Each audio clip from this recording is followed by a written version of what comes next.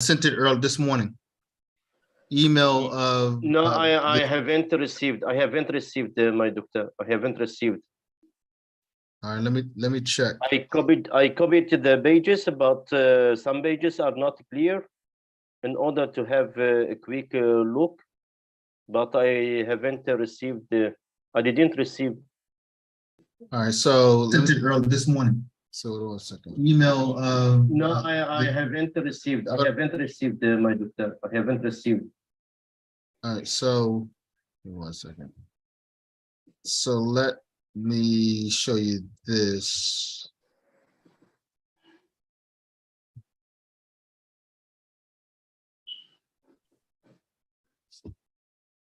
Because it said it went through.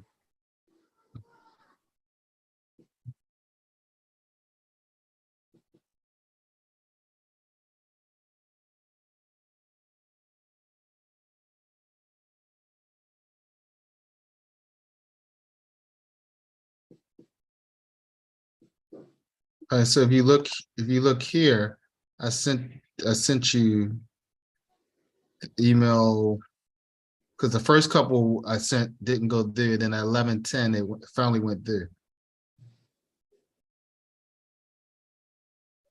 See, I sent it to you at 11:10, so you should have got it. Can you check your spam? Check your spam. Maybe it's in your spam. I will check now because now I'm reading all emails. There isn't any email from you up to now, just the last one, the first one. Here, third snooze.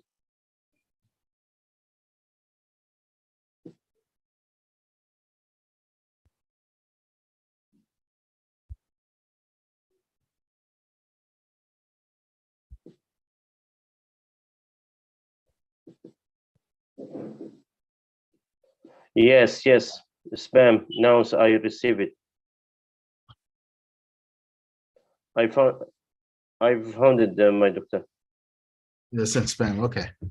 So that's the grammar book. The grammar we'll do together. You don't have to do that alone. We'll do that together.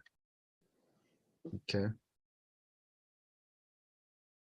You send the smooth move again, my doctor, Mr. Rayner? I sent it to you. Yeah. I sent it to you in the spam. I mean, it went to your spam, obviously, but I sent it this morning. Is it a PDF, right? Because it doesn't work. I don't know why. It doesn't It's open. not working. From the email, it's not opening? Yes. It doesn't open, never ever. I'm trying to open it, but in vain.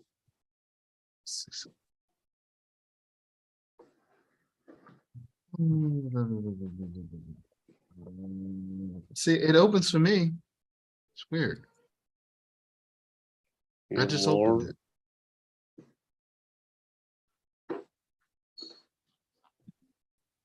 Rayner. Maybe it's not opening. Hold on a second. All right, let me. All right, don't send it again. I'm going to resend it from a different file. I'm going to send it from a different file. Let me see where I have, because we need to get this together. TESOL material, TESOL books. TESOL books. All right, this is smooth basics. Smooth grammar. Which one is this? All right, this is okay. This version is fine. This is a PDF version. This is the original Smooth Move book. That's fine. It has the same information. So let me do this.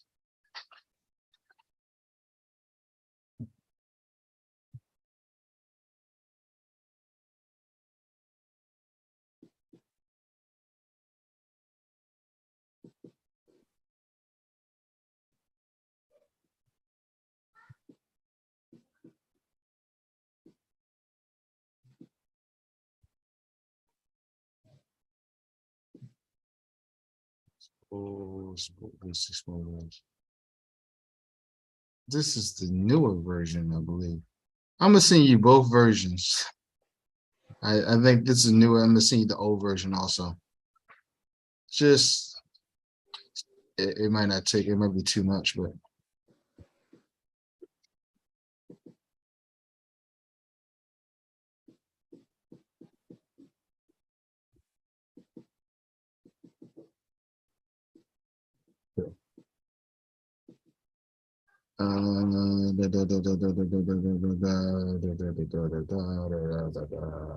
attach.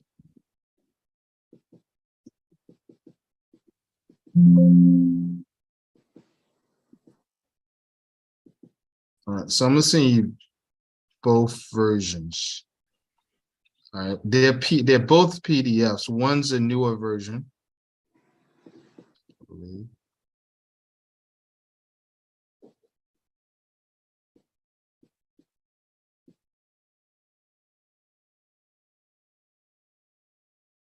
Yeah, yeah. One's the second edition. Okay, so you got the first edition and the second Okay, edition. what's the difference?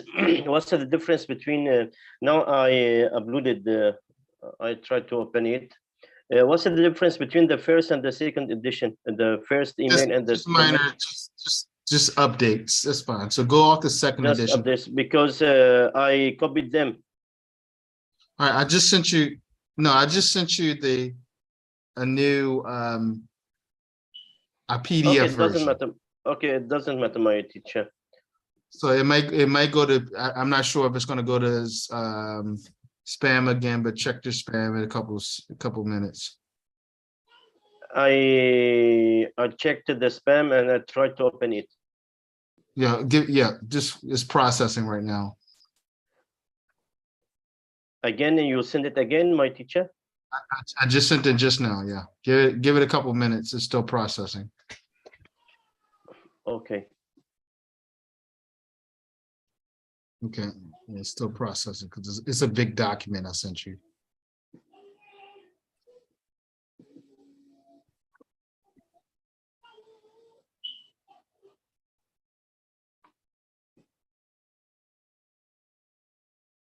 All right, so while we're doing that, Yes, I think we I got receive.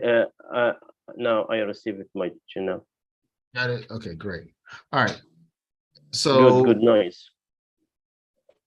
So let's go ahead and just talk a little bit about TESOL. Okay. All right. And then you can take some notes, and then tomorrow you can include this conversation in our notes. Typically, the evening will be time for you to speak. And in the evening, we don't have to take the whole hour. We can just make sure you understand the concepts that I talked about that the previous morning or that morning, and also what's the information that's provided in the book.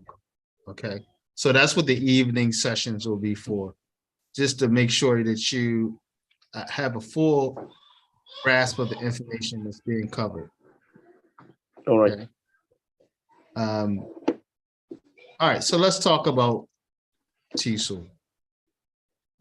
TESOL stands for Teaching English to Students of Other Languages. Okay. All right. So basically, the strategies that we use for TESOL are designed to help students who English is not their first language. So that, there's not their native tongue. It's what we call their L2. Okay. So it's important to understand that the strategies that you use in TESOL, you may not be able to use them in a traditional classroom, depending on the situation. Okay. Why? Because as you know, in most schools teach out of a lot of schools teach out of a textbook, and they have pacing. So this is not really good for students who may be in the English class or learning in the medium of English and they don't know English. this could be very detrimental to them. Because this teaching, trying to learn English with other students when they don't really know the language. This is what TESOL was really for. TESOL was really designed to focus the instruction and give students opportunity to learn the language. So for example, in America, I know many universities would require second language learners of English if they didn't score a certain score like the TOEFL or the IELTS test. They will require those students to take a year TESOL course, sometimes a year, sometimes it's a semester of what they call English enrichment course or English acquisition course. Why? To prepare that student for the rigors and the demand of college, of learning in the medium of English. All right, because you put a student in a disadvantage if you just do them in a class with a professor who's going to be speaking fast and these high, these very difficult concepts to understand. That's too much burden, too much what we call load on the student. So we put the student in a class just so they can work on their English, so they can actually do well and thrive in the university experience if they're going to an American school. I'm not sure if the Brits do that. Maybe they do, or the Australians or other people, but we definitely do that in America. Unless that speaker, that non-native speaker has demonstrated normally via the TOEFL or IELTS that they have strong command of the English language and they don't need that course. So a lot of times, for instance, when Saudis go to university in America, they spend normally a semester or two, maybe a year, taking that English enrichment course before they take any other courses. Okay. Now, why is that? We do that because, again, we want the student to thrive, and you can't just plop a non-native speaker who's on the CEFR, and the CEFR is it's the European framework, okay, for a non-native to basically measure what level a non-native speaker of English is. So it's called the Common European Framework of Reference for Languages. And it doesn't necessarily have to be for English. It could be for any language, but the CFR is the Common European Framework of Reference. And it goes from A1 to C2. So you have A1, A2, B1, B2. B2, C1, C2. B1, C2, right? And so if you have, for a non-native student to thrive in an English class or a university, not just an English class, but any university class in a native speaking country, they probably should be about C1, right? They should maybe B2. They might be able to get by B2, but we definitely would like them to be at C1. C1. Yeah. All right. So they can understand the concepts. They can have high level conversation with their fellow classmates and the professor, right? So what that year of instruction of English acquisition is designed to try to get them to the C1 level so they can perform at a high level at the university level, okay? So that's where TESOL comes in. TESOL is designed to give someone who may be at an A1 the opportunity to be in an environment that is low pressure, because imagine a university lecture, that would be a lot of pressure, right? The test,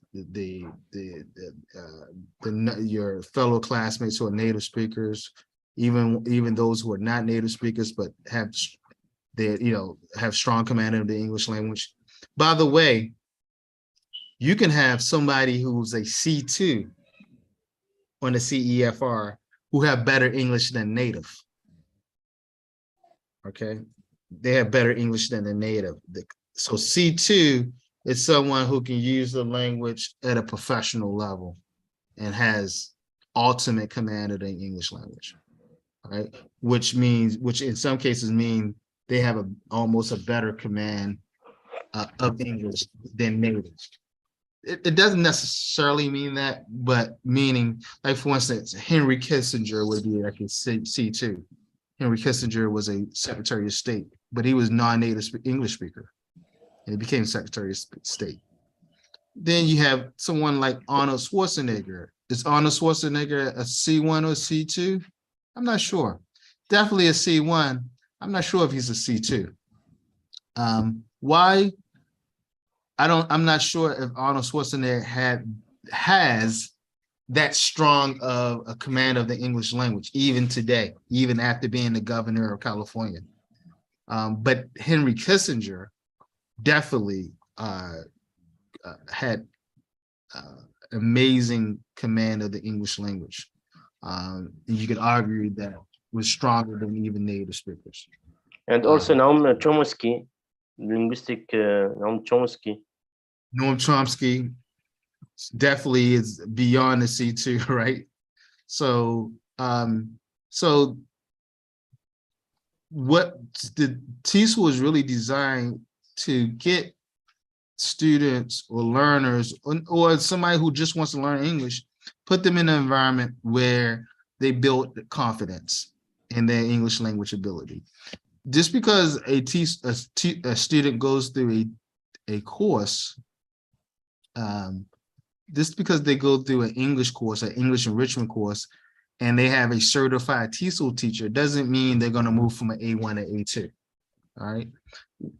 A TESOL instruction is designed to really bring down the teachers, or the students rather,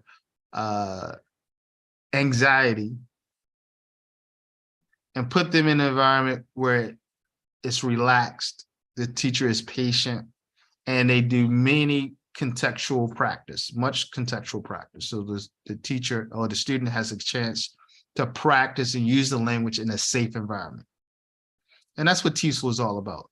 Practicing and using the English language in a safe environment. And we're going to go through that throughout this next couple of days, how that looks. So that's the reason why you had TESOL. Now, historically speaking, TESOL is a tool of imperialism. Okay, what do I mean by that? Meaning, as you know, after World War II, America became a superpower. It wasn't necessarily a superpower before World War II. It was a player, but not a superpower. After World War II, America became a superpower. And you can argue, a leading or the leading superpower, you might want to argue. Okay. So anytime you become a superpower, and that means you're probably going to practice some level of imperialism. Okay.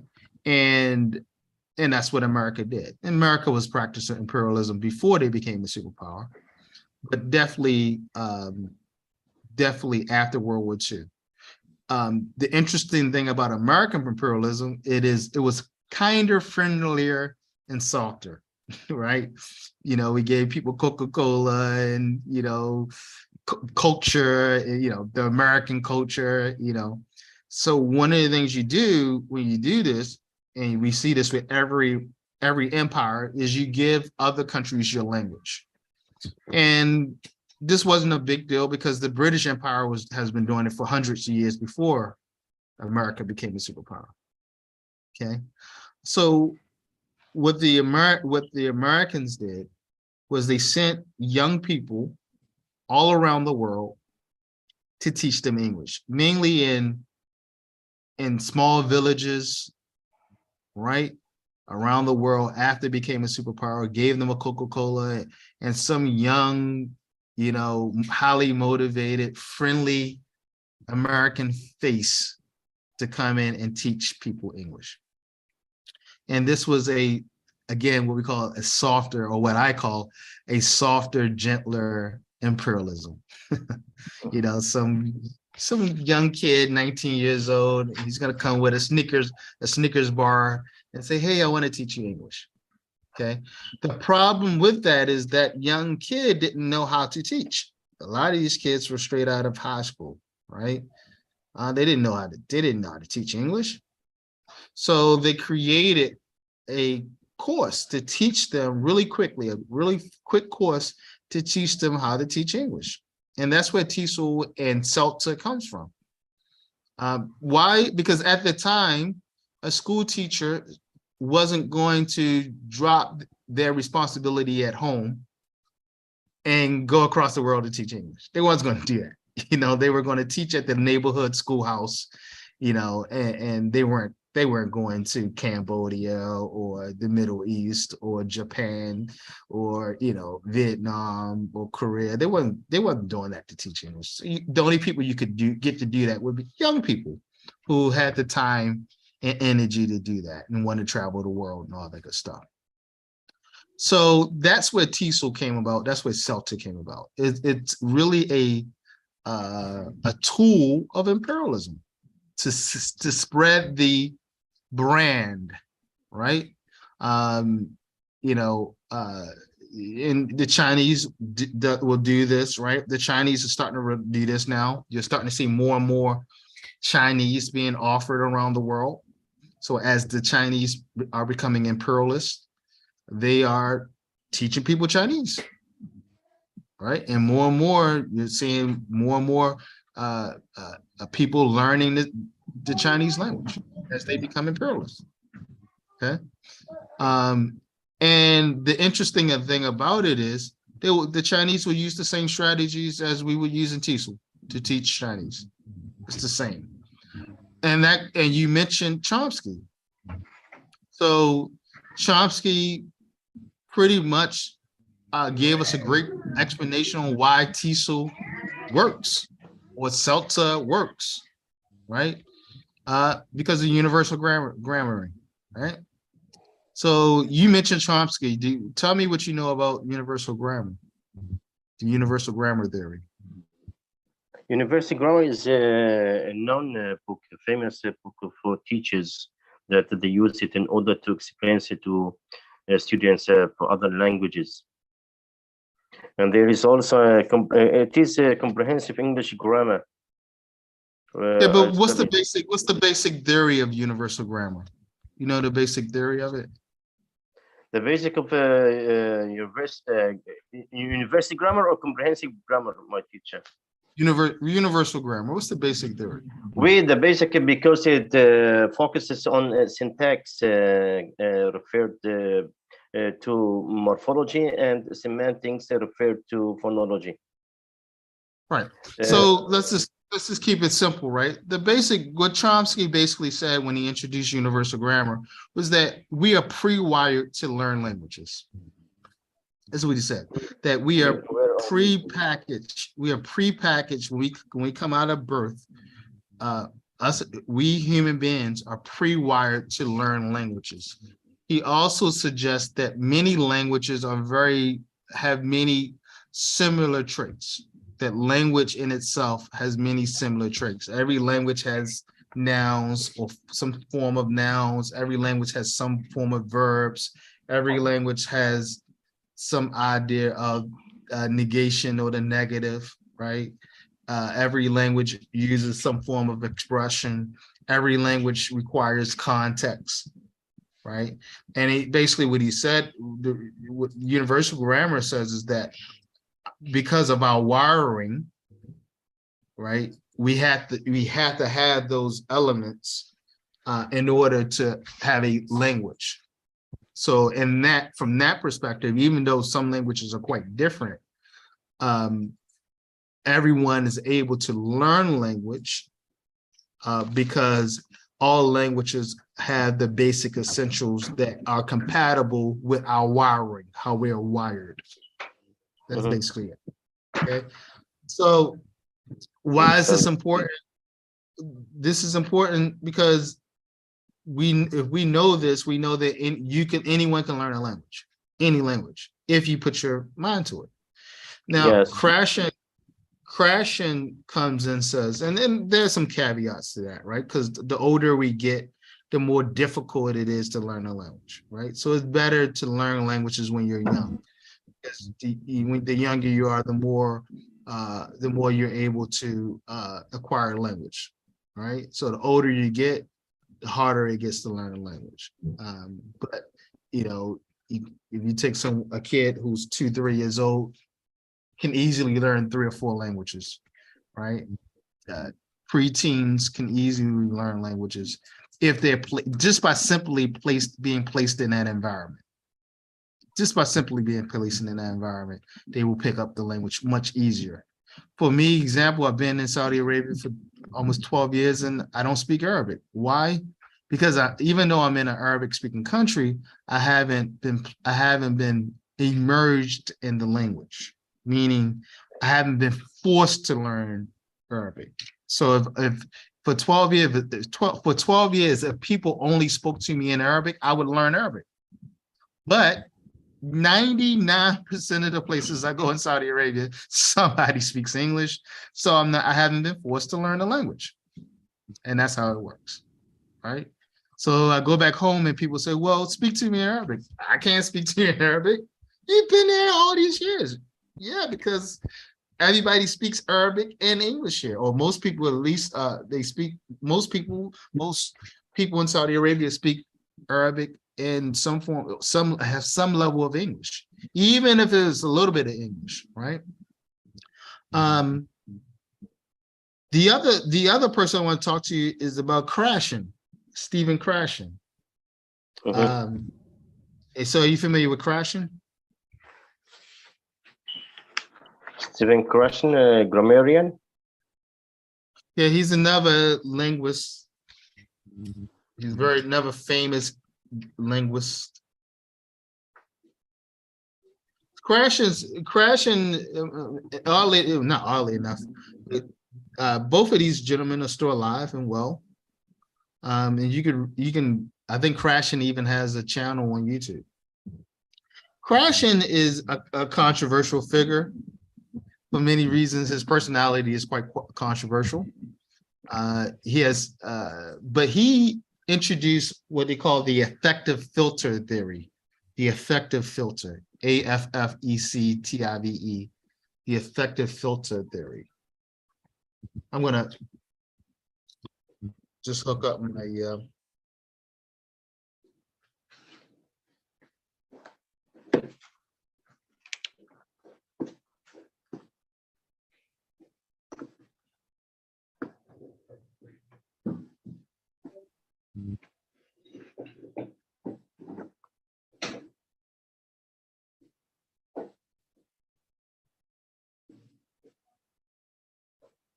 can you see my screen?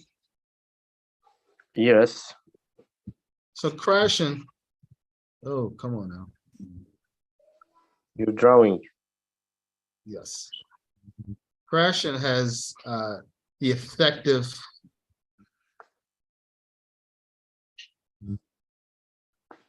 filter theory.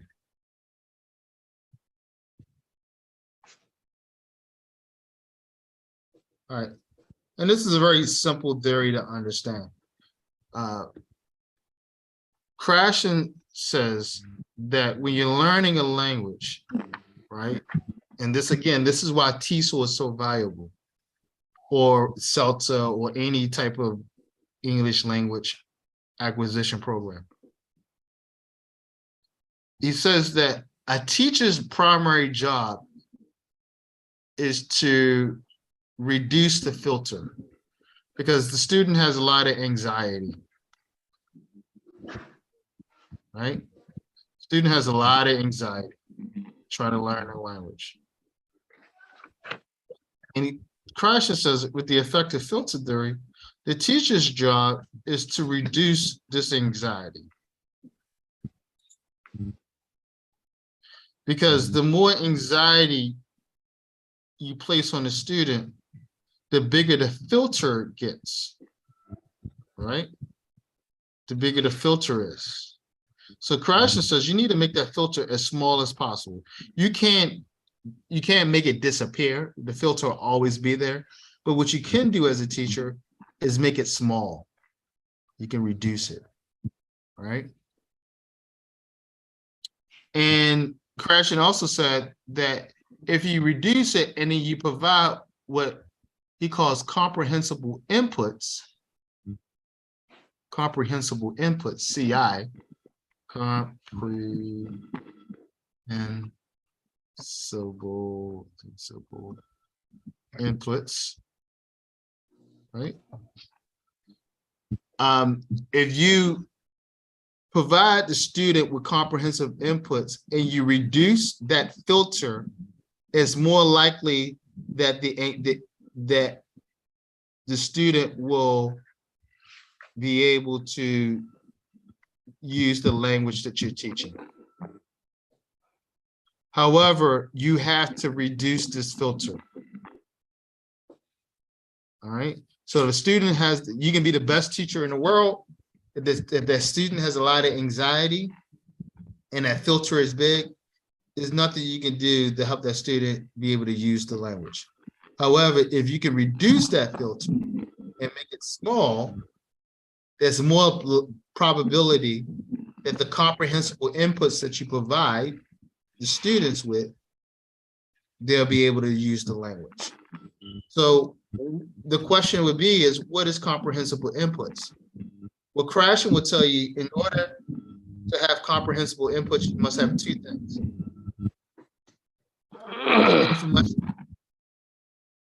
The information must be contextual,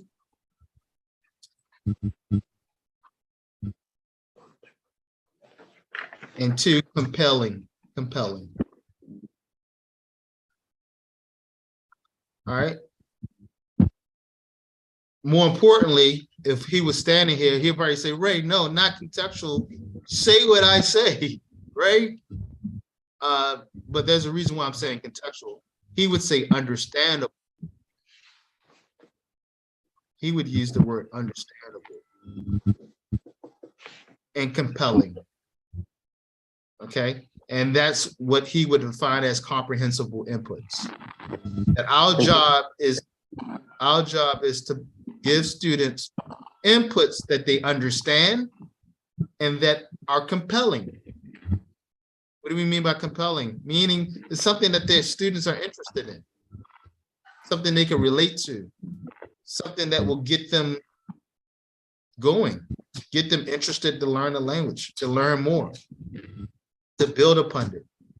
Now, I use the word contextual because context is the key to English language acquisition. And what is context?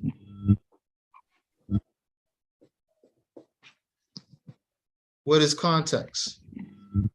Context is the situation. I want you to write this down. The situation the students understand.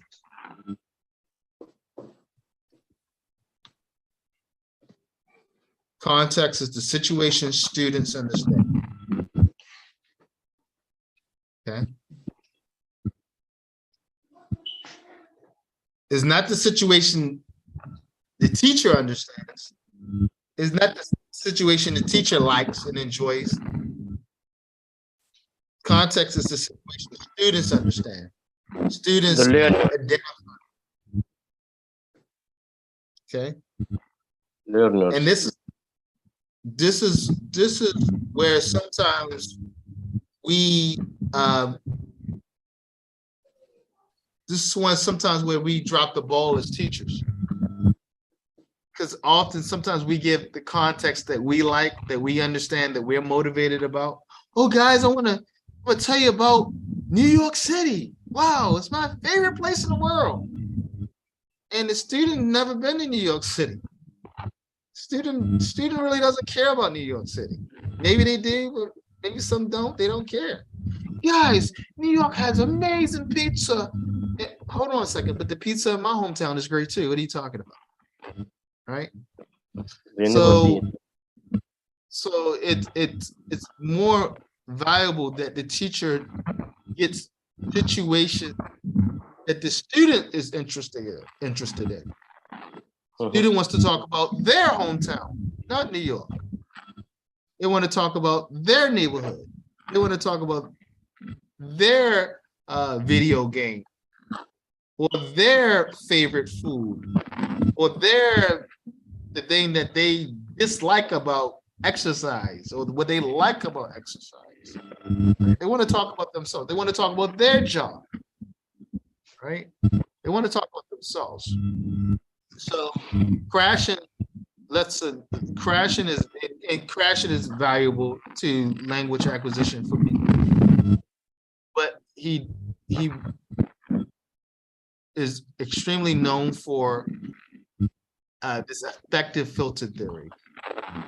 Known for many other things, but this affective filter theory. Now, in comprehensive inputs. Now, there are people who say comprehensive inputs are, there's a party of people who say that comprehensive inputs are outdated. It's an outdated theory. But Krashen and many other people like myself, they believe that comprehensive inputs are essential to English, or to language acquisition, not just English language acquisition, any language acquisition. I'm a prime example of it. I'm a prime example. Every time I go to learn Arabic, right, and I pronounce a word, everyone says, no, it's not, it's ka. I go, no, it's ka. I go, I'm trying. No, it's ka. You said ka. I'm like, it sounds the same to me, right? So you know what I do? My filter is getting what? Big. And I go, you know what? I don't even want to learn it. I don't even want to learn it, right? Whereas it's interesting that people learn English in America. Why? Because most Americans really don't care how you pronounce words, as long as you can understand what you mean. So most Americans won't say, oh, you pronounced it wrong. They don't care, right? So the affective filter theory is one that has a lot of value. It's a theory, nevertheless, but it has a lot of value. Another person that I want to introduce you to is me. Another person I want to introduce you to is Dr. Diane Lawson Freeman. And again, she's still alive. How do I move this? Now, Dr. Diane Lawson Freeman,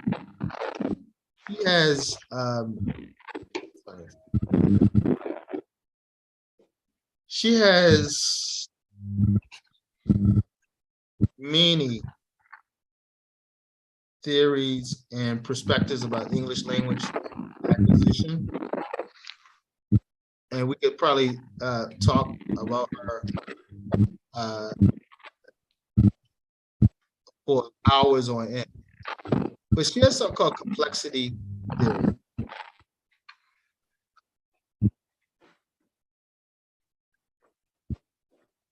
And one of the things she mentions in complexity theory is that language is very chaotic.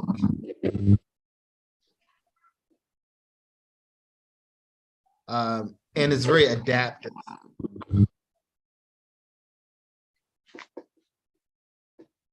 Okay. And there are many iterations. And when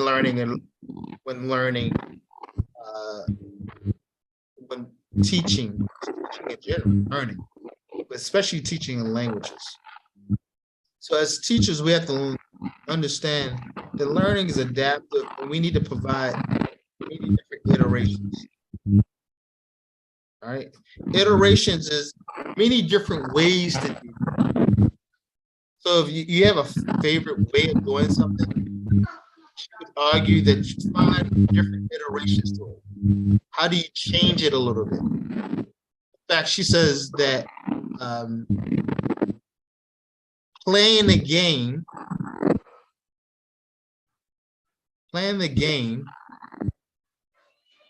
has a way of changing the rules.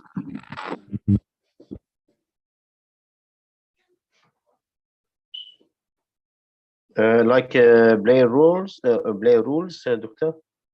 Right. So she's saying like, so the point she's trying to make in her complexity theory is that it's almost it's almost an idea of social constructivism or constructivism. What happened?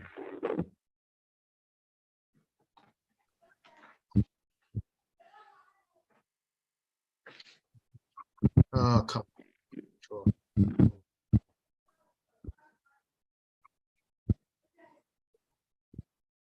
Constructivism is a perspective in learning.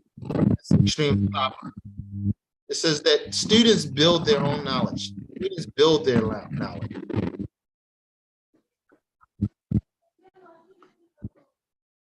Right? That's the prevalent, predominant, or prevalent, dominant learning theory at the moment. The idea that students build their knowledge. And that really goes with this idea of playing a game has a way of changing the rules. Because the reality is that there are many different perspectives that one can have. All right. There's knowledge is based on how one perceives the knowledge that they have, how one uses the knowledge.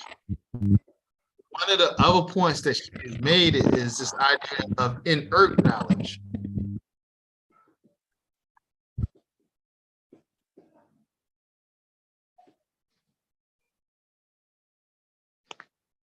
Right? And this inert knowledge, which she didn't come up with, is actually a British guy in the early 20th century. He came up with this idea of inert knowledge that we simply teach students things they don't need to know. So in complexity theory, right, we need to teach students things they need to know. Right? So inert knowledge is teaching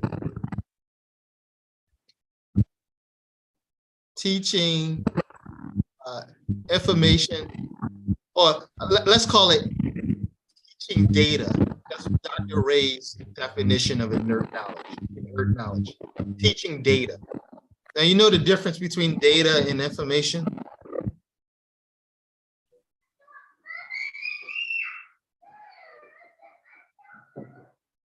Knowledge expresses, means teaching data. Right. And what do I mean by data? I mean teaching data.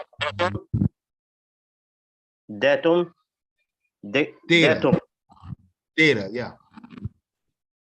So what do I mean by data? So you have two things so when we go to school, a lot of what we learn is data, not information. Okay. And data is just zeros and ones. It's bits of information, for lack of a better term, that we can't use for anything. That we can't use for anything at all.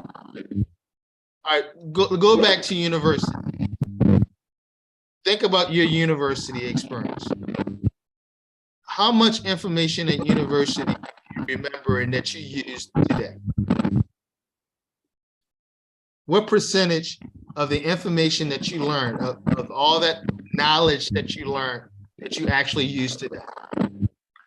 They just got principles of their knowledge, the principles of knowledge that in the field that they are studying.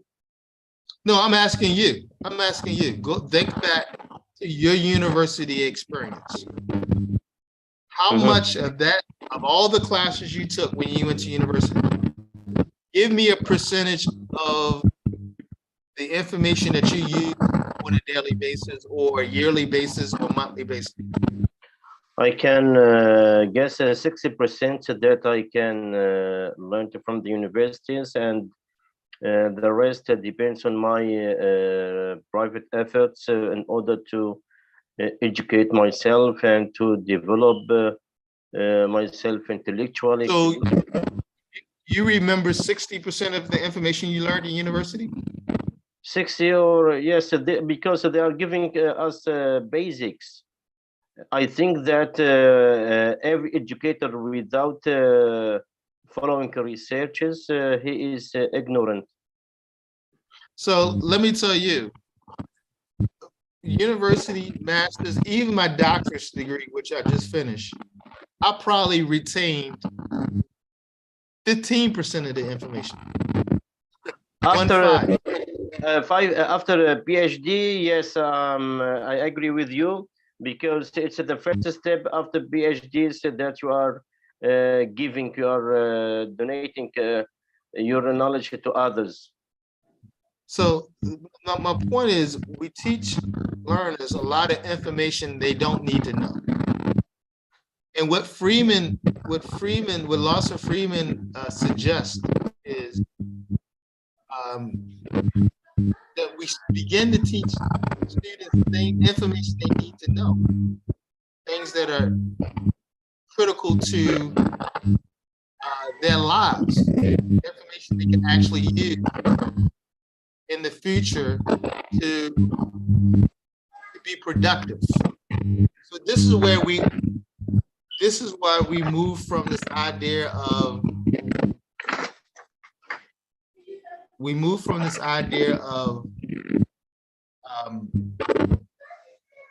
student to learner. We start talking about lifelong learning, because the implication of a student is someone who's forced to know some, gain some knowledge that's probably inert, that is not compelling, that is not understandable. So if you look at Krashen's complexity there, comprehensible inputs, and you look at Lawson Freeman, they saying the same thing.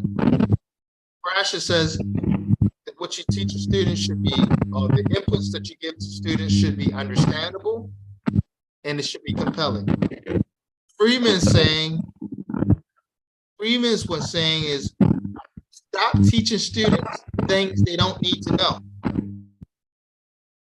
It's better to teach them things that will help them become lifelong learners.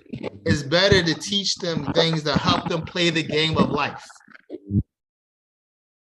And hence this idea of playing the game as a way of changing the rules. So the things that we need to do as teachers is take an adaptive approach to our teaching, and to make sure that we teach in routines that have iterations. Okay. All right. Understandable, comprehensible. Okay. So I want to stop right there, because I don't want to flood you with a lot of knowledge right there. So I introduce you to Chomsky, Krashen, and Lawson Freeman for the moment. Freeman, wait.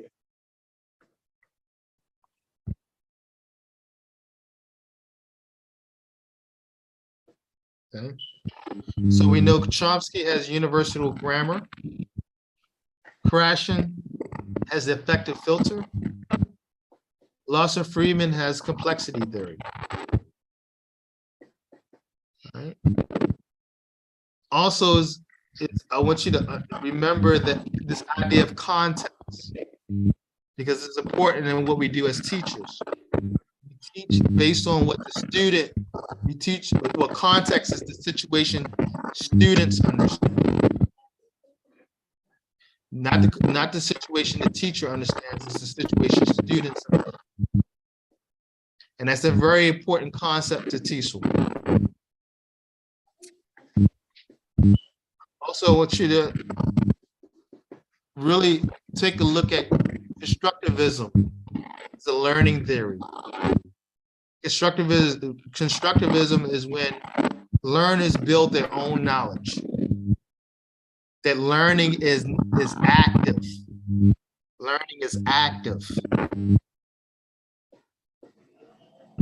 Learning is not passive. It's not a passive activity. That social constructivism says also that learning is social, that we learn through our peers. In fact, a major social constructivism is Vygotsky. And Vygotsky has some very good, amazing perspective on constructivism. Vygotsky tells us that students need to learn, there needs to be informed peer to help guide students. And again, that goes back to, or that Vygotsky supports or would support, Vygotsky did, he would support crashing and its effective filter, because that informed peer helps reduce the anxiety. It's better have an informed peer to support students as they go through this zone of knowledge, proximal zone. All right. And then there's one more person I want to introduce you to real quick, and that's Camara DeVelu. Really quick. And Camara DeVelu has the post method condition.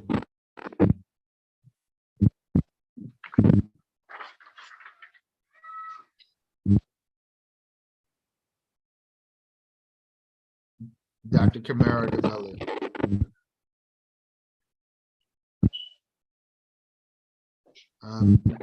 Spelling it, something like this. And with basically Dr. Camara DeVelu, he says this. He says that in order to be an effective teacher, you need to be reflective. You need to think about the 3 P's. Particularity,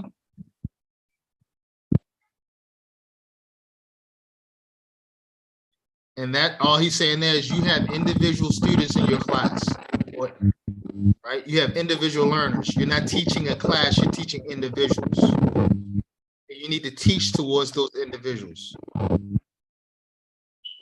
Practicality.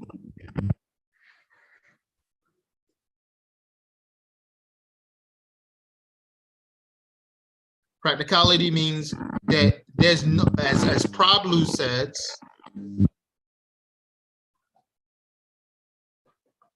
there's no best method.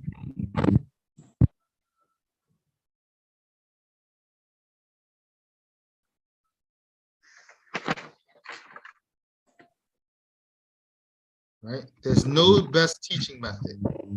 There's no best teaching method.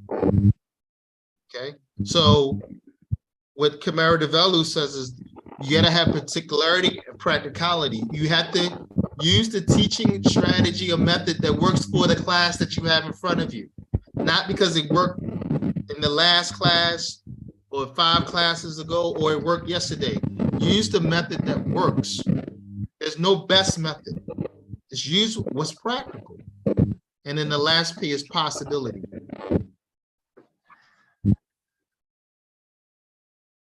And he's saying here is that the teacher has to be brave, to try new things, to learn new things in order to upskill themselves. Not be stuck in one method, not be stuck in one mindset.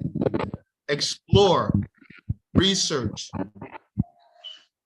explore all the possibilities.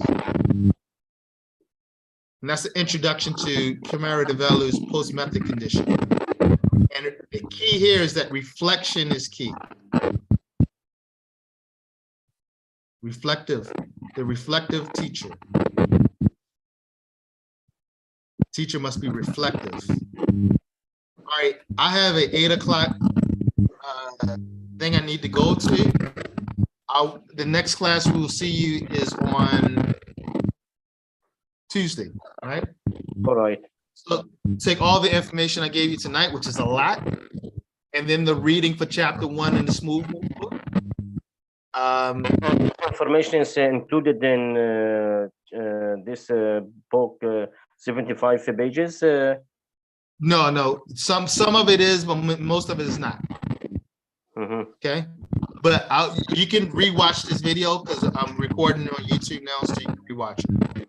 Okay, it's better for me to listen again and to concentrate on the missing ideas, because I wrote some tips, these 2 pages, in order to repeat it again. No problem. I'm gonna upload the video to YouTube now. Okay, thank you much. This my teacher. Now I'll put the link. Well, actually, it's already in YouTube because we're streaming live. But I'll put the link in. I'll put the link in the Google Classroom.